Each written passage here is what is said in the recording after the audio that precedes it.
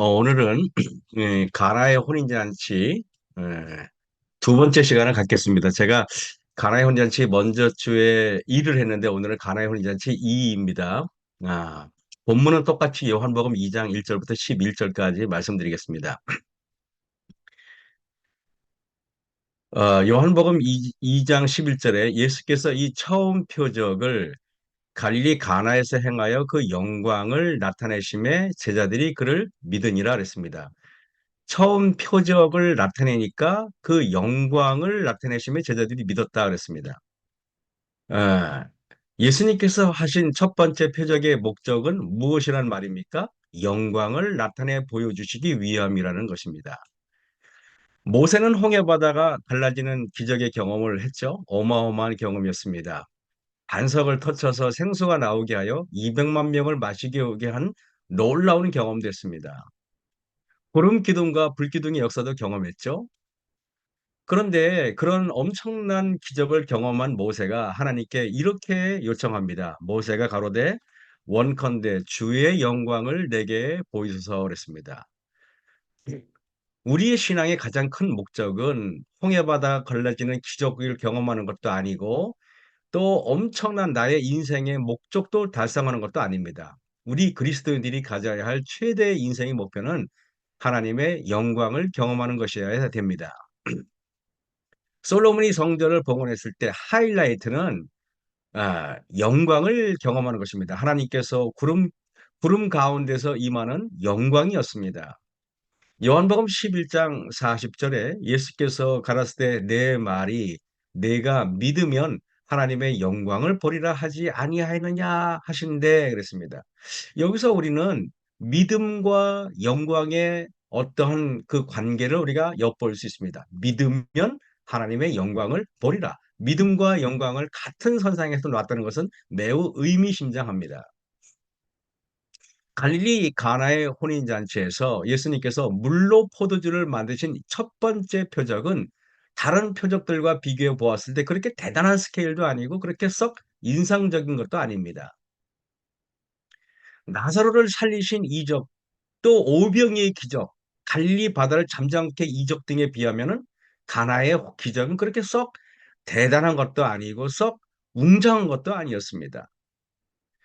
지붕으로 내린 중풍병자를 고치셨을 때 모든 사람들이 기적을 보고 예수님께 그 영광을 돌렸죠. 그래가지고 모든 사람이 경외감을 표현했습니다. 야이로의 죽은 딸을 살리셨을 때 또 죽은 지 4일이나 지난 나사로를 살리셨을 때 수만 명의 사람들이 그 이적에 깜짝 놀라고 큰 경외감을 느꼈습니다. 그러나 그에 비해서 가나의 표적은 경외감을 줄 정도의 그런 표정은 아니었던 것입니다. 요한복음 2장 9절에 연회장은 물로 된 포도주를 맛보고 어디서 났는지 알지 못하되 물떠온 하인들은 알더라 했습니다. 심지어는 연회장조차 그런 표적이 있었는지 그런 기적이 있었는지 전혀 느끼지 못하고 연회장이 그랬을 정도니까 거기에 있는 많은 사람들이 그것이 표적인지도 몰랐던 것입니다. 그래서 물로 포도주를 만드는 이 표적은 연애에 참석한 사람들조차 눈치채지 못하는 조용한 표적, 작은 표적이었습니다.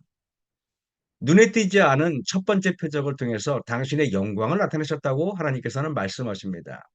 많은 사람들이 인식하지도 깨닫지도 못한 이 조용한 표적이 하나님의 영광이라고 성경을 말씀하십니다. 하나님의 영광에 대한 새로운 패러다임을 우리는 깨달아야 된다는 것입니다. 우리가 하나님의 영광이라고 하면 정말 대단하고 엄청난 방법으로만 오는 것이라고 여길 수 있다는 것입니다. 온 천지가 진동하고 천둥과 번개가 치고 또 그 오심을 모든 사람이 목도하고 하나님의 임재의 구름이 가득 보이는 그런 대단한 역사만을 우리는 하나님의 영광이라고 생각할 수 있다는 것입니다. 근데 첫 번째 표적의 현장에 있으면서도 심지어 표적으로 변한 포도즙을 마시면서도 하나님의 영광을 깨닫지 못한 자들이 대부분이었죠. 이처럼 하나님의 영광은 우리에게 소리 없이 다가올 수도 있다는 것입니다. 큰 웅장한 모습으로 아니라 아무도 모르게 소박하게 세미하게 올 수도 있다는 것입니다. 거룩한 하나님의 영광은 소리 없이 조용히 임할 수 있습니다. 하나님의 영광은 오히려 깊은 회개의 탄식 속에서 죄에 대하여 애통하는 마음 속에서 역사하기 때문에 당장은 아무런 변화가 없어 보이지만 그것이 나중에는 엄청난 모습으로 다가올 것입니다. 하나님의 영광의 시작은 그 시작은 미약하지만은 그 결과는 어마어마할 것입니다. 가나의 혼인잔치 속에 나타난 하나님의 영광을 경험하는 세 가지 비결을 살펴보도록 하겠습니다. 하나님의 영광을 경험하는 첫 번째 비결은 포도주가 떨어져 봐야 하나님의 영광을 경험할 수 있다는 것입니다. 요한복음 2장 3절에 포도주가 떨어진지라 예수의 어머니가 예수에게 이르되 저희에게 포도주가 없다 하니 그렇습니다. 포도주가 충분했다면 예수님은 그 집에서 하나님의 영광을 나타내실 필요가 없었을 것입니다. 결코 바닥이 나지 않을 것 같았던 포도주가 순식간에 바닥을 드러내자 모두가 당황했습니다. 건강이라는 포도주, 은행 통장이라는 포도주, 인기와 명예라는 포도주, 남편이라는 포도주, 아내라는 포도주, 행복이라는 포도주가 순식간에 떨어질 수 있다는 것입니다. 어떤 사람들에게는 부족함의 위기가 천천히 오기도 하고 또 어떤 사람들에게는 빨리 찾아올 수가 있습니다. 그러나 우리가 알아야 할 것은 포도주가 떨어지는 순간이야말로 하나님의 영광을 경험할 수 있는 최고의 기회라는 것을 우리는 알아야 됩니다. 결핍함과 부족함과 또 나락으로 떨어지는 어려움과 위기가 하나님의 영광을 경험할 수 있는 최고의 기회인 것입니다. 포도주가 떨어지고 부족하니까 비로소 사람들은 예수님께서 그 잔치에 계셔야 하는 이유를 알게 되었습니다. 포도주가 떨어지기 전에 예수님은 모든 그런 혼인 잔치에 초대된 한 사람에 불과했던 것입니다. 모든 것이 풍족하고 넉넉해서 아무 걱정과 근심이 없을 때 하나님의 영광을 경험하기란 매우 힘이 듭니다. 그래서 인간에게 위기는 하나님에게는 기회가 됩니다. 다시 한번 말씀드립니다. 그래서 인간에게 위기는 하나님에게는 기회가 됩니다. 그 놀랍게 위기의 그 한자의 위기는 위태로울 위자와 기회 기자를 씁니다. 그래서 비록 인간이 고난이라는 위기, 여러 어려움의 위기가 있지만 그것은 또한 그 사람에게는 기회가 된다는 숨은 뜻이 숨어 있겠죠. 하나님의 영광을 경험하는 두 번째 비결을 살펴보도록 하겠습니다. 내 이웃의 문제를 예수님께 가져가야 영광을 경험할 수 있습니다. 요한복음 2장 3절에 포도주가 모자라니까 예수의 어머니가 예수에게 이르되 저희에게 포도주가 없다 하니 그랬습니다. 마리아도 혼인잔치에 초대된 사람 중에 한 명입니다. 만약에 그녀가 대접만 받으려는 마음이 있었다면 그녀도 포도주가 떨어졌다고 불평이나 쏟아 부었을 것입니다. 하지만 마리아는 주일의 어려움을 나의 어려움으로 여겼기 때문에 첫 표적의 영광을 보여주시는 이유가 되었던 것입니다. 그래서 상대방의 어려움을 나의 어려움으로 느끼고 상대방의 힘듦을 나의 힘듦으로 나의 고통으로 그렇게 느껴주는 사람들은 하나님의 영광을 경험할 준비가 되어 있는 것입니다. 마리아는 포도주가 모자란 문제를 혼주에게 가져가지 않았습니다. 그녀는 이 문제를 예수님에게 가져갔기 때문에 첫 표적의 영광을 경험할 수 있었습니다. 마리아는 무엇을 믿고 이렇게 했을까요? 가나의 혼인잔치에 오기 전에 예수님께서는 단 한 번도 기적을 베풀지 않았습니다. 그런데 예수님의 그때 나이가 레위인들이 그 직분에 나아갈 그 즈음 비슷하게 됐으니까 마리아는 뭔가 예수님께서 어떤 일을 하시지 않을까 생각을 했던 것입니다. 누가복음 1장 35절에 천사가 대답하여 가로되 성령이 내게 임하시고 지극히 높으신 이의 능력이 너를 덮으시리니 이러므로 나실 바 거룩한 자는 하나님의 아들이라 일컬음을 받으리라. 우리가 소위 말하는 수태고지죠. 가브리엘 천사가 직접 마리아에게 나타나서 자기가 거룩한 하나님의 아들은 잉태할 것이라는 부름을 받습니다. 마리아는 포도주가 모자랐을 때 다른 방법을 찾거나 스스로 문제를 해결하지 않고 어려운 문제를 예수님께 가져가기를 결심했는데, 그것은 가브리엘 천사가 수태 고지 때 한 말 때문에 그렇게 했을 것입니다. 결국 믿음이란 무엇인가? 믿음이란 내 문제를 예수님께 가져가는 것이 믿음이라는 것입니다. 베드로전서의 5장 7절에 베드로가 이렇게 말했죠. 너희 염려를 다 주께 맡겨 버리라. 이는 그가 너희를 돌보심이라. 이것이 바로 믿음입니다. 우리의 염려, 우리의 어려움, 우리의 고통, 우리의 모든 문제를 하나님께 맡겨버리는 것. 그것이 바로 염려입니다. 그랬을 때 우리는 돌보심의 영광을 경험하게 되는 것입니다. 개인의 문제, 가정의 문제, 이웃의 문제, 교회의 문제 등 내가 발견한 모든 문제를 그분께 가져가는 사람들이 하나님의 영광을 경험할 것입니다. 반대로 나의 염려를 하나님께 맡기지 않고 내 자신께 맡겨버려서 문제가 해결되면은 우리는 분명히 내가 영광의 주인공이라고 착각하게 될 것입니다. 하나님께 영광을 돌리는 삶은 절대 일어나지 않고 내가 잘해서 나의 능력으로 나의 경험으로 내가 이렇게 일을 처리했다라고 말하면서 내가 영광의 주인공이라고 착각하는 삶을 살게 될 것입니다. 하나님의 영광을 경험하는 세 번째 비결을 살펴보도록 하겠습니다. 이해할 수 없는 명령에 순종해야 영광을 경험하게 됩니다. 요한복음 2장 5절에서 8절 보면은 그 어머니가 하인들에게 이르되 너희에게 무슨 말씀을 하시든지 그대로 하라. 거기 유대인의 결례를 따라 두세 통 드는 돌 항아리 6이 놓였는지라.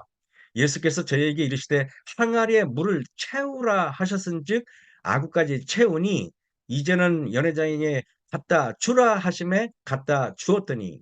여기서 저는 핵심다는 단어가 무엇일까요?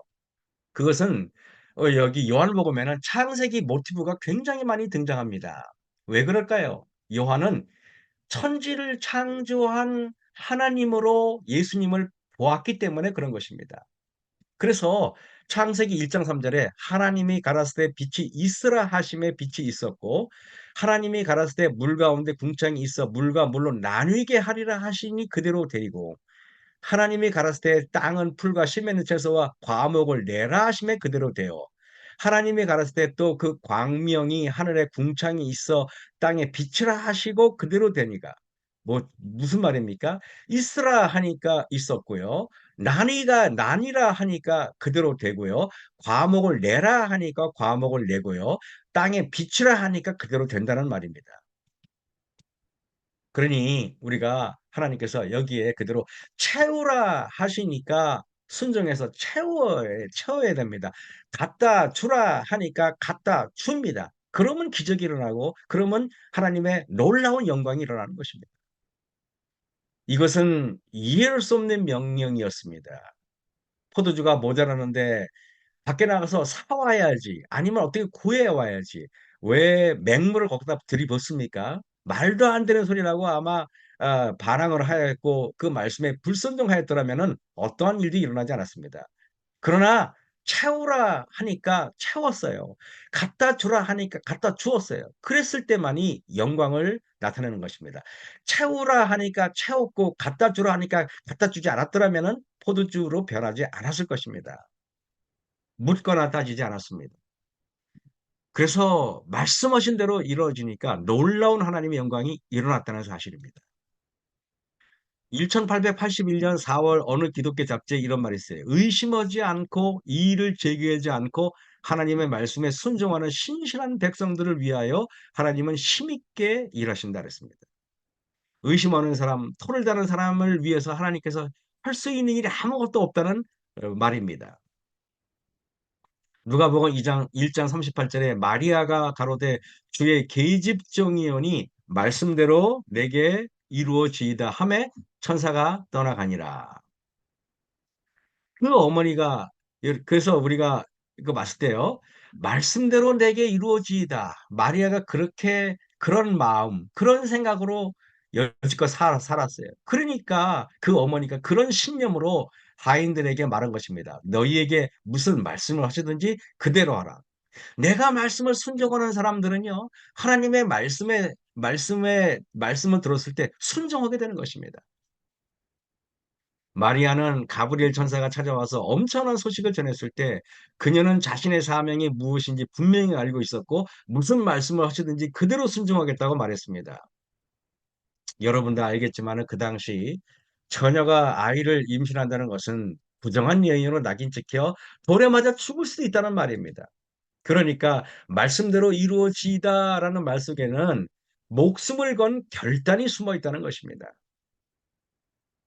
요한복음 2장 3절 5절 예수의 어머니가 예수에게 이르시되 저희에게 포도주가 없다 하니 예수께서 가라사대 여자여 나와 무슨 상관이 있나이까 내 때가 아직 이르지 못하였나이다.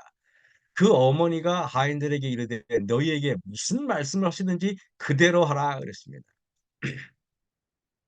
예수님께 포도주를 만들어 달라고 부탁하니까 예수님께서 여자여라는 말을 했습니다. 지난번에 제가 그런 얘기했죠. 여자여라는 말은 예수님께서 이제는 하나님의 공적인 일을 시작했음을 말하는 것입니다. 마리아는 여자여라는 말을 들었을 때 어떤 기분이 들었을까요? 여자라는 말을 듣고 많은 설교가들이 말합니다. 이것은 높임을 받는 말이고 이것은 하대하는 말이 아니다 그랬습니다. 여러분 한번 그 생각해 보십시오. 예수님이 여자여라는 높임을 우리나라 말로 뭐라 그럴까요? 여사님이라 그럴까요? 아니면 마님이라 그럴까요? 아니면 사모님이라 그럴까요? 더 어색하지 않습니까, 여러분? 그것은 그런 뜻이 아니라 여자여라는 말은 예수님께서 더 이상 육신의 아들이 아닌 하나님의 아들로서 말씀하신 것입니다. 마리아는 출생 전부터 가브리엘 천사에게 수태고지를 받았고 항상 예수님은 자신의 육신의 아들이 아니라 하나님의 아들이라는 생각을 해왔을 것입니다. 그때 여자애라는 말을 들었을 때 마리아는 어떠한 불쾌감도 표시하지 않았어요. 왜?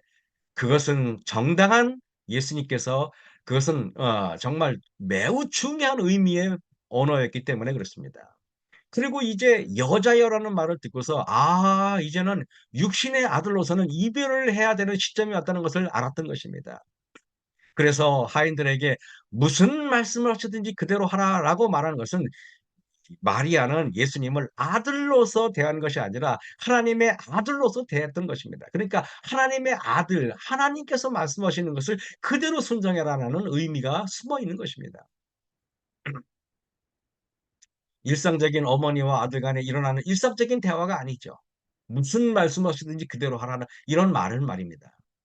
위의 말은 이제는 더 이상 예수님을 아들로 보는 것이 아니라 메시아로 여기겠다는 의지가 숨어 있던 것입니다. 예루살렘 성전에 아기 예수님을 봉헌하러 갔을 때 한 늙은 선지자가 이렇게 예언했죠. 시몬이 마리아에게 일러 가로되 칼이 내 마음을 찌르듯 하리라. 마리아에게 예수님께서 여자여라고 말한 대목이 두 군데 나오는데 칼이 내 마음을 찌르듯 하리라 라는 말과 연관이 되는 것입니다. 예수께서 이르시되 여자여 나와 무슨 상관이 있나이까? 예수께서 그 모친과 사랑하시는 제자가 곁에 섰는 것을 보시고 그 모친께 말씀하시되 여자여 보시옵소. 이렇게 한번 가나의 혼인잔치에서 여자여라는 말을 썼고요. 그리고 예수님께서 십자가에 달려 돌아가실 때 또 여자여라고 말했습니다.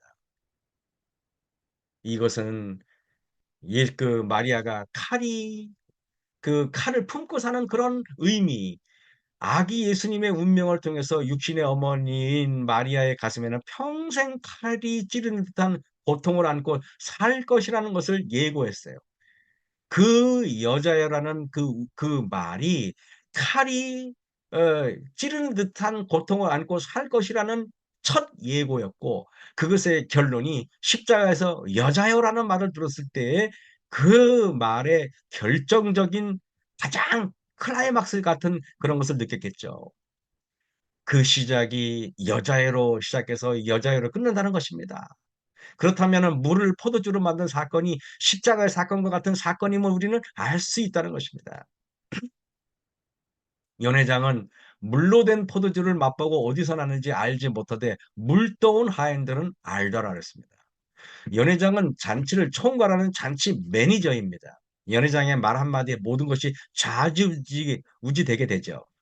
여러분들은 연회장을 해 보시고 싶습니까? 아니면은 허드렛 일이나 하고 또 그 연회장의 말에 순종이나 해야 되는 하인들이 되고 싶습니까?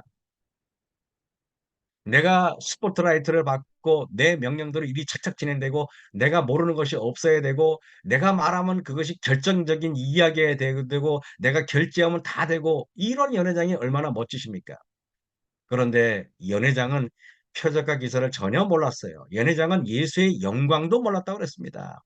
그런데 하인들은 알았다고 말합니다. 여러분들이 이 세상에 살면서 연회장 같은 자세로 교회 봉사하시면은 사람들의 인정을 받고 폼날지는 몰라도 하나님의 영광은 전혀 모를 수 있습니다.